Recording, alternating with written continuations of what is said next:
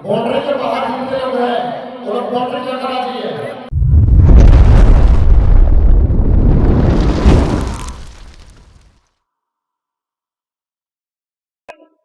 आंदोलनकारी और अब गांव-गांव से आए सभी को मेरे तरफ से हुल जोहार। और विशेष रूप से इस पूरे मुहिम का नेतृत्व कर रहे हैं केंद्रीय सरकार समिति के अध्यक्ष और आदिवासी बचाव मोर्चा के संयोजक भाई अजय तिर्की जी को फूल जोहार कहते हैं। आपसे निवेदन होगा, जो लोग इधर उधर हो रहे हैं, अभी आप सुन लीजिए, ये लड़ाई हमारी बड़ी लड़ाई है। अगर अभी से यहाँ से सुन के नहीं जाएंगे तो आप और वहां जाके दूसरे मंचों में गाली गलौज करेंगे। गाली गलौज से ये लड़ाई नहीं जीती जा सकती है। आपको अपना बुद्धि बढ़ाना होगा, आपको सच्चाई को जानना होगा, कागज कलम को अपनाना होगा। हमारे पूर्वज तीर धनुष से लड़े थे, आज हमको कागज कलम से लड़ना होगा। मैं आपको बताना चाहता हूँ, जब से हम लोगों ने कागज कलम उठाया है, कुर्मी मातों के बड़े बड़े बुद्धिजीवी हथियार डाल चुके हैं, टीवी चैनल में सामने नहीं आ रहे हैं हम लोग का नाम सुनकर। इसलिए आपको जो है गर्व करना चाहिए, हम लोग लड़ाई जीत चुके हैं साथियों। साथियों, मैं आपको बताना चाहता हूँ, ये झारखंड के कुर्मी मातों आदिवासी नहीं है, ये तो झारखंड के सबसे बड़े कब्जाधारी हैं। इन लोगों ने सबसे पहले हमारा इतिहास को कब्जा करने की कोशिश की और रघुनाथ सिंह घोड़े को रघुनाथ महतो घोषित किया। ये लोग हमारे इलाके में गए, इन्होंने भूमि जोन की जमीन को कब्जा किया। डाल्टन को पढ़ लीजिए, अब 1872 का जनगणना रिपोर्ट पढ़ लीजिए। ये लोग होलैंड में गए, सिंहभूम में गए, वहां पे वो आदिवासियों का जमीन कब्जा किया, वो हाथों मुंडा बन गए और आज सिर्फ पश्चिमी सिंहभूम में 150 और मुंडा गांव के हाथों मुंडा है। क्या आप इसको बर्दाश्त करेंगे? हमारा हाथों मुंडा तो कब्जा कर लिया, ये मुखिया से लेकर मुख्यमंत्री का पद को कब्जा करना चाहते हैं, इसीलिए जो है कि ये एसटी का दर्जा लेना चाहते हैं। साथियों, मैं आपको बताना चाहता हूँ, ये कहते हैं आम पहचान की लड़ाई लड़ रहे हैं। हम लोग इनसे सवाल पूछना चाहते हैं, तुम अगर पहचान की लड़ाई लड़ रहे हो तो तेरा जो पुरखा था, जब अंग्रेजों ने उनको एबोरिजिनल लिखा तो तुमने विरोध क्यों किया? इनके पुरखों ने कहा हम लोग कोल कुकुर नहीं बनना चाहते हैं, हम लोग जंगली आदिवासी नहीं बनना चाहते हैं। तो आज तुम जंगली आदिवासी क्यों बनना चाहते हो? जवाब दो। आज तुम कोल कुकुर बनना क्यों चाहते हो? तुम जवाब दो। ये तुमको जवाब देना पड़ेगा साथियों, ये हम लोग जवाब लेकर ही रहेंगे साथियों, मैं आपको बताना चाहता हूँ, ये लोग अपने आप को आदिवासी बनने के लिए इतना नीचे गिर रहे हैं, आप सोच भी नहीं सकते हैं। आप कोई धर्म को अपनाते हैं तो उस धर्म से निकलना मुश्किल होता है। साथियों, ये लोग क्या कर रहे हैं पता है आपको? ये लोग आदिवासी बनने के चक्कर में हिंदू देवी देवताओं को, हिंदू भगवान को अपने घरों से निकाल के बाहर फेंक रहे हैं। इनके घरों में, आंगन में तुलसी होता है, तुलसी को पवित्र मानते हैं ये लोग। आजकल तुलसी को भी अपने आंगन से उठा के उखाड़ के बाहर फेंक रहे हैं। आप सोचिए, आदिवासी बनने के लिए कौन इतना नीचे गिर सकता है कि भगवान तक को जो है कि अपने घरों से जो है कि फेंक रहे हैं लोग। साथियों, लंबे समय से लोग आ रहे हैं, से आ रहे हैं हमारे साथियों को हम लोग जाएंगे इस मंच से इस आदिवासी उन्मूलन में हम उसका स्वागत करते हैं। साथियों, आपको जानना होगा, ये लोग कहता है जनगणना में हम लोग हैं, कोई कह रहा है 1901 से लेके 1931 का जनगणना में है। आपको मैं बताना चाहता हूँ, मैंने 18 1972 से लेकर 1931 का सारा जनगणना छान मार दिया है। इनको कहीं भी आदिवासी नहीं कहा गया है। इनको जो है सबसे पहले खेतीहर जाति कहा गया, उसके बाद कुर्मी कहा गया। जब इनके पूर्वजों ने मांग किया हमको कुर्मी क्षत्रिय लिखो, तो 1931 के जनगणना में इनको कुर्मी क्षत्रिय लिखा गया।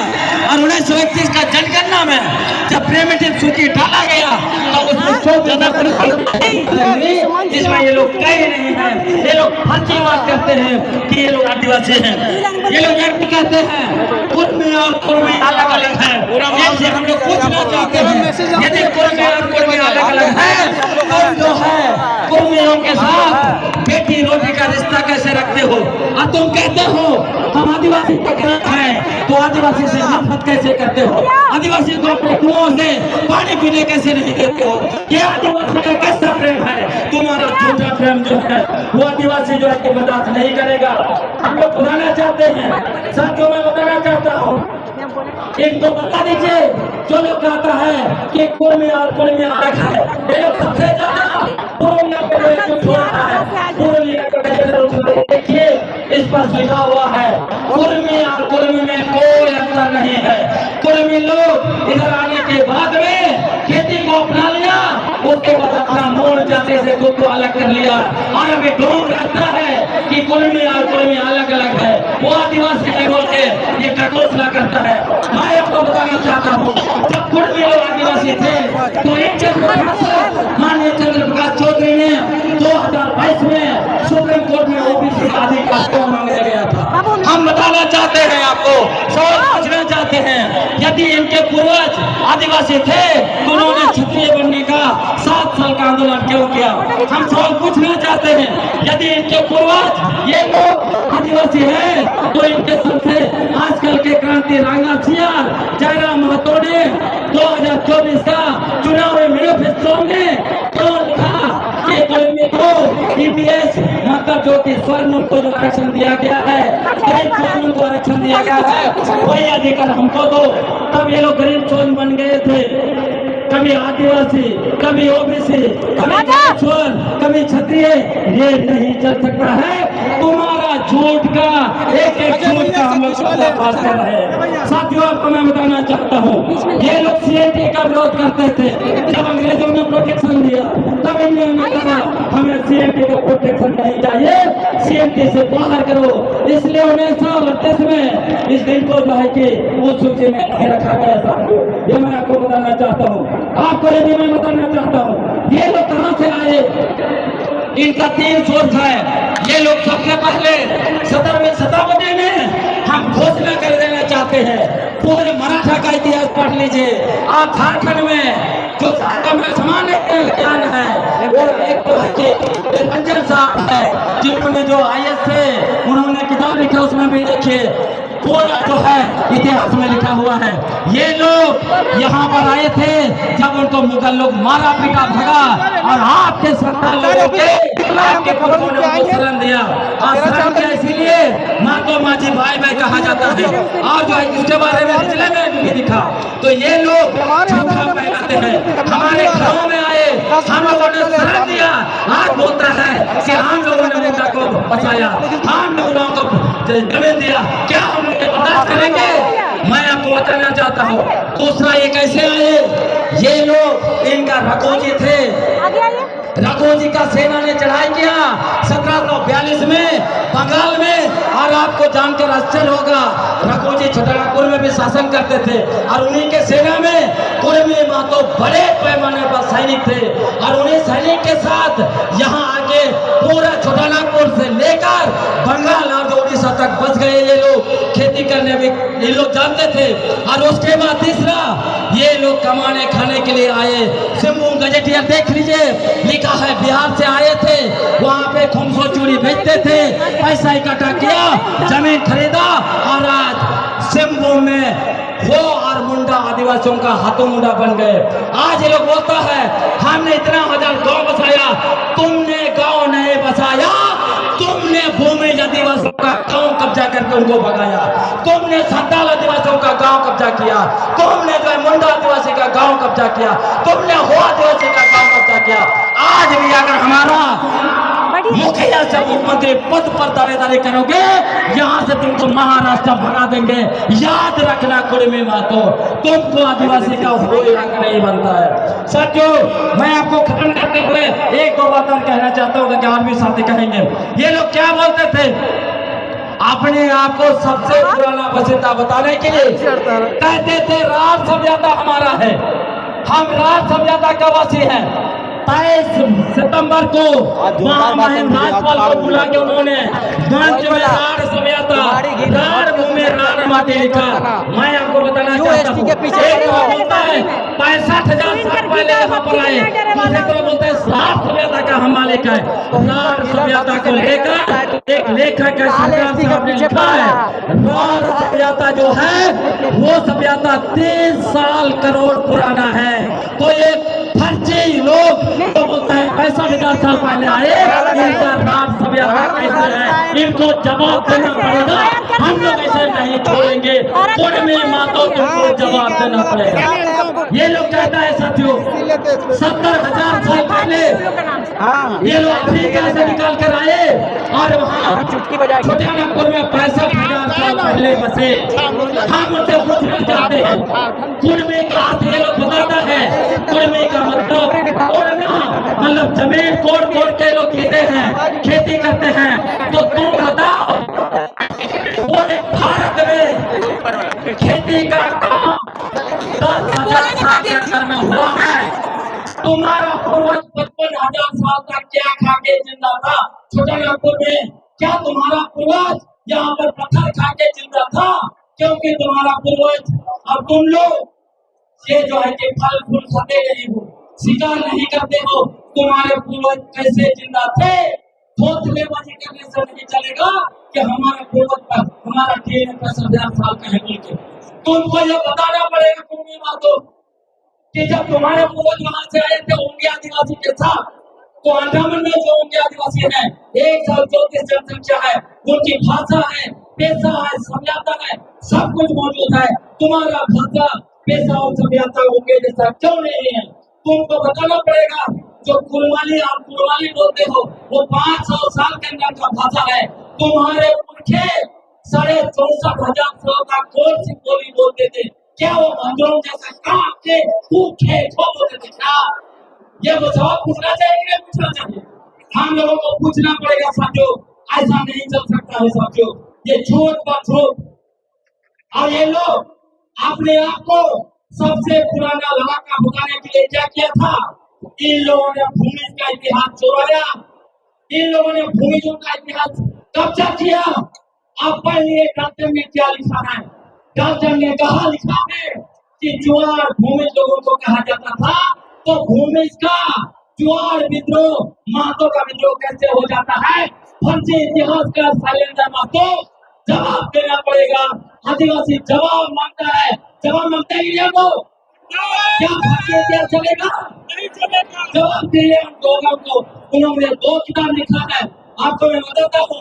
ये लोग किताब लिख रहे हैं, सारा जगह पे फर्जी एक झूठा इतिहास क्रिएट करके, झूठा आदमी रघुनाथ मातो क्रिएट करके सारा जगह मूर्ति लगा दिया। ये जो है मूर्ति लगाने वाले थे कहाँ पर? हमारा विधानसभा में। ये लोग जो है किताब लिखा झूठा इतिहास का शैलेंद्र मातो ने। ये एक बच्चों को झूठा किताब पढ़ाने वाले थे। मैंने उनको सवाल पूछा है, आज भी मेरा सवाल है। उनका 2 किताब है, एक किताब आज झारखंड के सवाल का था और दूसरा किताब आज झारखंड के बीच चले। उन दोनों किताब में फर्जी साहित्यकार, फर्जी इतिहास का शैलेंद्र मातो जी ने 5 नारे लिखे हैं, जिसका कोई रेफरेंस नहीं दिया है। इन नारों के बारे में मैंने सारे किताब छोड़ मारे। ज्वार विद्रोह को सबसे लंबा लिखने वाले जैसी प्राइस है, कहीं उस नारे को नहीं लिखा। हम सवाल पूछना चाहते हैं, आखिर फर्जी के इतिहासकार शैलेंद्र मातो जी को 5 नारा कहाँ से मिला? क्या शैलेंद्र मातो जी के सपने में रघुनाथ मातो आए थे जिन्होंने उन नारों के बारे में इनको बताया? क्या ये लोग ये शैलेंद्र मातो जी का 5वां 6वां जन्म है कि 1770 में रघुनाथ महतो के साथ नारा दिए थे और भाई साहब पचो छपो जिन्होंने इतिहास लिखने ऐसा फर्जी इतिहास नहीं चलेगा साथियों। साथियों हम लोगों को समझना पड़ेगा। ये लोग ये भी कहते हैं ये लोग 24% है, यही 24% का फर्जी आंकड़ा दिखाकर झारखंड सरकार को दबाव देना चाह रहे थे ताकि झारखंड सरकार टीआरआई का रिपोर्ट उड़ा दे, इनका वोट को देकर और भारत सरकार को लिख दे ये लोग आदिवासी है ताकि इनको स्त्री का दर्जा मिले। इसीलिए जनसंख्या का भी झूठा आंकड़ा पेश किया और जनसंख्या का झूठा आंकड़ा सबसे पहले यही फर्जी इतिहासकार शैलेंद्र महतो जी ने नैरेटिव बनाया कि कुल में महतो 24% है, 24% है। हम पूछना चाहते हैं कौन सा साला अपना जनगणना कराया, क्योंकि भारत सरकार ने ऐसा कभी भी जनगणना नहीं किया है। झूठा इतिहासकार हाँ जवाब देना पड़ेगा आदिवासियों को। हम लोग ऐसे नहीं छोड़ने वाले हैं। साथियों बताना चाहता हूँ असल में इनके जनसंख्या 8% होगी, उनसे तो ज्यादा जनसंख्या कुछ वहाँ लोग का है तो महतो कोयले भी लिखता है, कुछ वहाँ भी लिखता है, तेली भी लिखता है। सभी लोगों को छुपा दिया और खाली कुलमी आपको बताता है। ये अपने ही राजनीति को भी धोखा दिया है। हमारे भी विश्वास समाज है वो लोग आपको बताइए साथियों। साथियों आखिरी बात मैं कहना चाहता हूँ कि आखिर झारखंड को कौन आसान करना चाहता है, आखिर झारखंड को मणिपुर कौन बनाना चाहता है।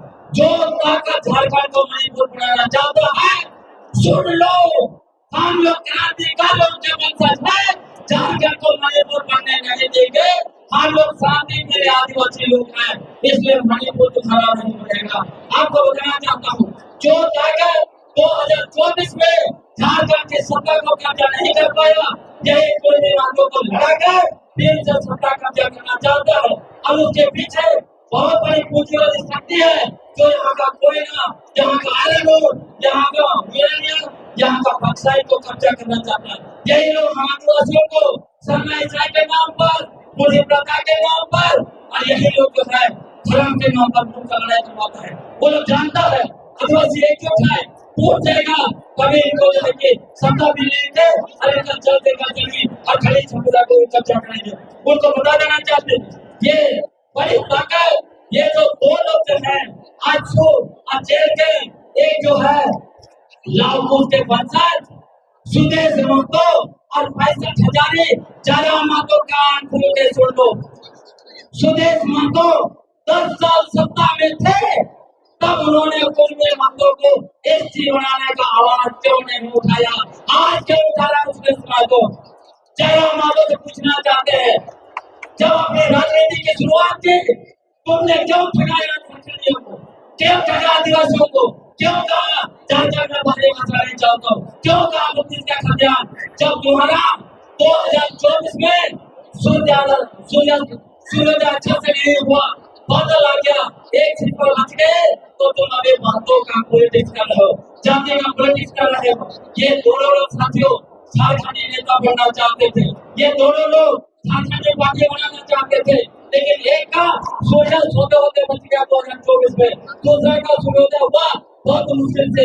इसलिए लोग इन दोनों की नजर कुर्सी पर है, उप मुख्यमंत्री की कुर्सी पर। सुदेश महतो और जयराम महतो दोनों के बीच 2029 में उप मुख्यमंत्री का कुर्सी पर कौन बैठेगा।